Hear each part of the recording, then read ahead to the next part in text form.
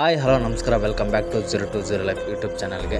ನೀವಿನ್ನೂ ನನ್ನ ಯೂಟ್ಯೂಬ್ ಚಾನಲ್ನ ಸಬ್ಸ್ಕ್ರೈಬ್ ಮಾಡ್ಕೊಂಡಿಲ್ಲ ಅಂದರೆ ಈ ಕೂಡಲೇ ಆಲ್ ನೋಟಿಫಿಕೇಷನ್ ಬೆಲ್ ಐಕನ್ ಒತ್ತೋದರ ಮೂಲಕ ನನ್ನ ಯೂಟ್ಯೂಬ್ ಚಾನಲ್ನ ಸಬ್ಸ್ಕ್ರೈಬ್ ಮಾಡ್ಕೊಂಡಿರಿ.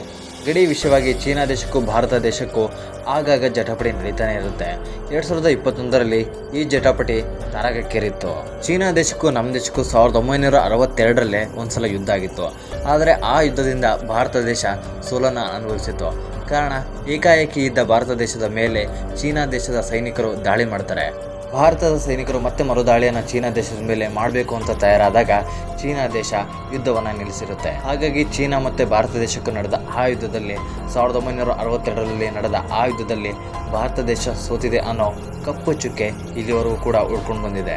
1962ರಲ್ಲಿ ಇದ್ದ ಭಾರತಕ್ಕೂ 2024ರಲ್ಲಿರೋ ಈಗಿನ ಭಾರತಕ್ಕೂ ಅಂದಿನ ಪ್ರಧಾನಿಗೂ ಇಂದಿನ ಪ್ರಧಾನಿಗೂ ತುಂಬ ವ್ಯತ್ಯಾಸ ಇದ್ದಾವೆ.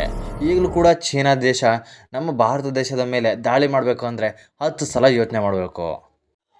ಭಾರತದ ಮೇಲೆ ನೇರವಾಗಿ ಯುದ್ಧಕ್ಕೆ ನಿಂತು ಗೆಲ್ಲೋದಕ್ಕೆ ಆಗಲ್ಲ ಅಂತ ಗೊತ್ತಿರೋ ಚೀನಾ ಆಗಾಗ ಗಡಿ ಪ್ರದೇಶಗಳ ವಿಷಯವಾಗಿ ಕಾಲು ಕೆರ್ಕೊಂಡು ಜಗಳಕ್ಕೆ ಬರ್ತಾನೆ ಇರುತ್ತೆ.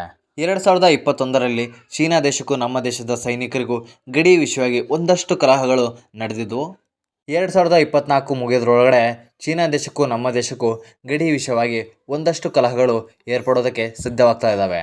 ಚೀನಾ ದೇಶ ಭಾರತದ ಗಡಿ ಪ್ರದೇಶಗಳನ್ನು ವಶಪಡಿಸ್ಕೊಳ್ಬೇಕು ಅಂತ ಸಲಾಮಿ ಸ್ಲೈಸ್ ಅನ್ನೋ ತಂತ್ರವನ್ನು ಉಪಯೋಗಿಸ್ತಾ ಇತ್ತು.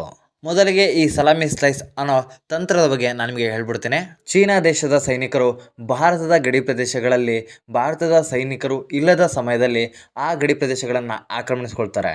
ಈ ರೀತಿಯಾಗಿ 3ರಿಂದ 4 ಕಿಲೋಮೀಟರ್ ಭಾರತದ ಗಡಿ ಪ್ರದೇಶವನ್ನು ಆಕ್ರಮಿಸಿಕೊಂಡಿರೋ ಚೀನಾ ದೇಶದ ಸೈನಿಕರು ಭಾರತದ ಸೈನಿಕರೊಂದಿಗೆ ಗಡಿ ಪ್ರದೇಶವಾಗಿ ಖ್ಯಾತೆ ತೆಗೆಯೋಕ್ಕೆ ಅಥವಾ ಜಗಳ ಮಾಡೋಕ್ಕೆ ಶುರು ಮಾಡಿಬಿಡ್ತಾರೆ. ಈ ವಿಷಯ ಯಾವಾಗ ಬೆಳೆಯುತ್ತೋ, ಯಾವಾಗ ತಾರಕಕ್ಕೆ ಮುಟ್ಟುತ್ತೋ ಆವಾಗ 2 ದೇಶದ ಸೈನಿಕ ಮುಖ್ಯಸ್ಥರು ಬಂದ್ಬಿಟ್ಟು ಚರ್ಚೆಗೆ ಕೂರ್ತಾರೆ.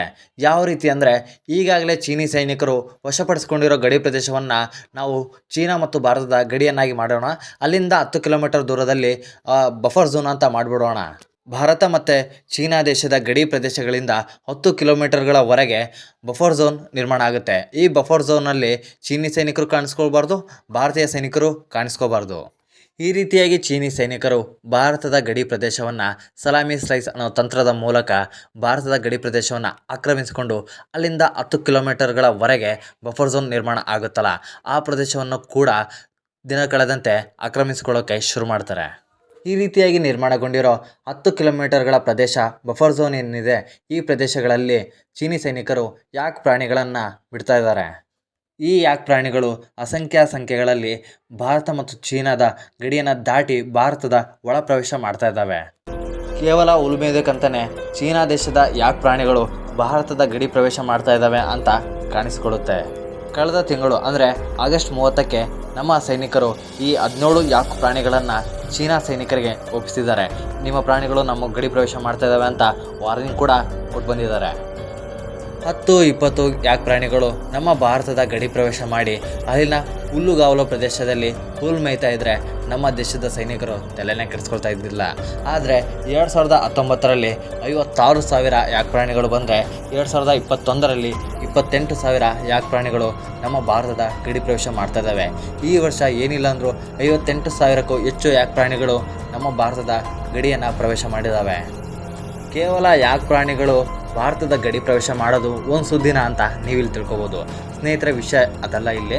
ಇಲ್ಲಿ ಯಾಕ್ ಪ್ರಾಣಿಗಳ ಜೊತೆಗೆ ಮಾರು ವೇಷದಲ್ಲಿ ಚೀನಿ ಸೈನಿಕರು, ಚೀನಾದ ಸ್ಪೈಗಳು ಗಡಿ ಪ್ರವೇಶವನ್ನು ಮಾಡ್ತಾ ಇದ್ದಾರೆ.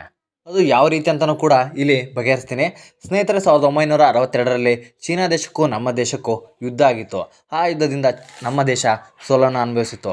ಆ ಯುದ್ಧ ಆಯ್ತಲ್ಲ, ಆ ಪ್ರದೇಶದಲ್ಲಿ ಅಂದರೆ ಆ ಗಡಿ ಪ್ರದೇಶದಲ್ಲಿ ಚೀನಾ ದೇಶ ಒಂದಷ್ಟು ಮನೆಗಳನ್ನು ನಿರ್ಮಾಣ ಮಾಡಿ ಚೀನಾ ದೇಶದ ಪ್ರಜೆಗಳನ್ನು ಅಲ್ಲಿ ತಂದು ಕೂರಿಸಿದೆ.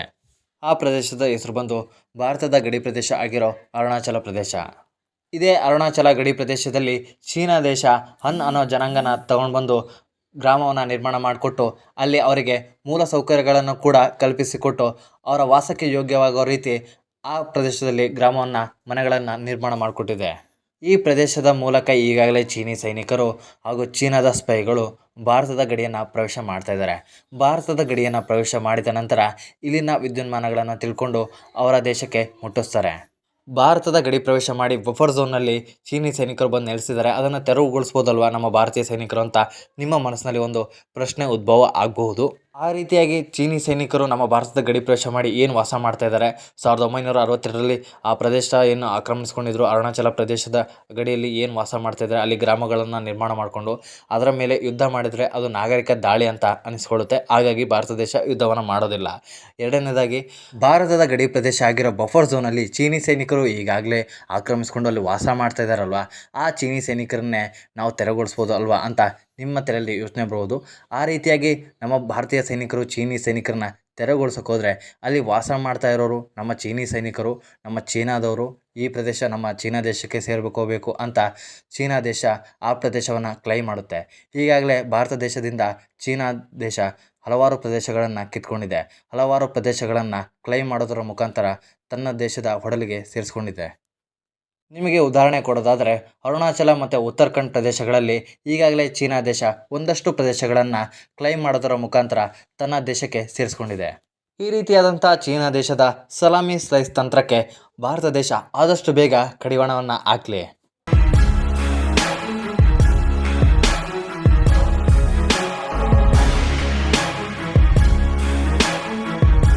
ಸ್ನೇಹಿತರೆ, ನಿಮಗೆ ಈ ವಿಡಿಯೋ ಇಷ್ಟ ಆಗಿದರೆ ಲೈಕ್ ಮಾಡಿ, ಸಬ್ಸ್ಕ್ರೈಬ್ ಮಾಡಿ, ಶೇರ್ ಮಾಡಿ. ಮತ್ತೆ ಇಂಥದ್ದೇ ಒಂದು ಕುತೂಹಲಕಾರಿ ವಿಡಿಯೋಗಳನ್ನು ನಿಮ್ಮ ಮುಂದೆ ತಂದಿಡ್ತೀನಿ. ಅಲ್ಲಿ ತನಕ ಜೈ ಹಿಂದ್, ಜೈ ಕರ್ನಾಟಕ.